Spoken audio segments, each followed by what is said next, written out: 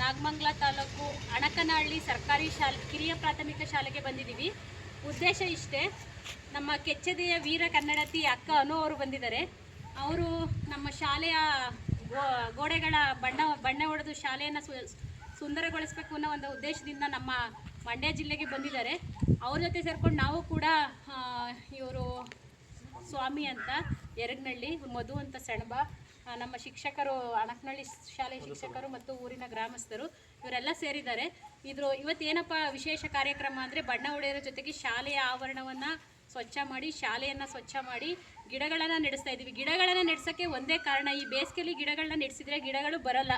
ಆ ಕಾರಣದಿಂದ ನಾನು 2 ತಿಂಗಳು ಗಿಡಗಳನ್ನ ನೆಡೆಸೋದು ಬೇಡ ಅಂತ ಅಂದ್ಕೊಂಡಿದ್ದೆ.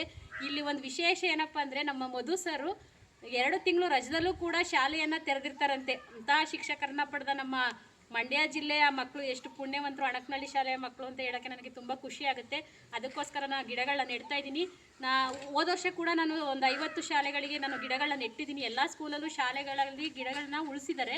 ಆ ಮಕ್ಕಳಿಗೆ ಒಂದು ಅಭಿನಂದನೆಯನ್ನು ಕೂಡ ನಾನು ಅದೇ ಶಾಲೆಗಳಿಗೆ ಭೇಟಿ ನೀಡಿ ಅಭಿನಂದನೆಗಳನ್ನು ಸಲ್ಲಿಸೋದ್ರ ಜೊತೆಗೆ ಮತ್ತೆ ಗಿಡಗಳನ್ನು ಸಹ ನೆಡೆಸ್ತಾ ಇದ್ದೀನಿ. ಇವರು ಕೂಡ ಗಿಡಗಳನ್ನ ಚೆನ್ನಾಗಿ ಬೆಳೆಸಲಿ.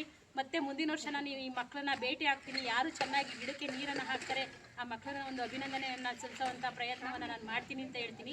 ಜೈ ಹಿಂದ್, ಜೈ ಕರ್ನಾಟಕ.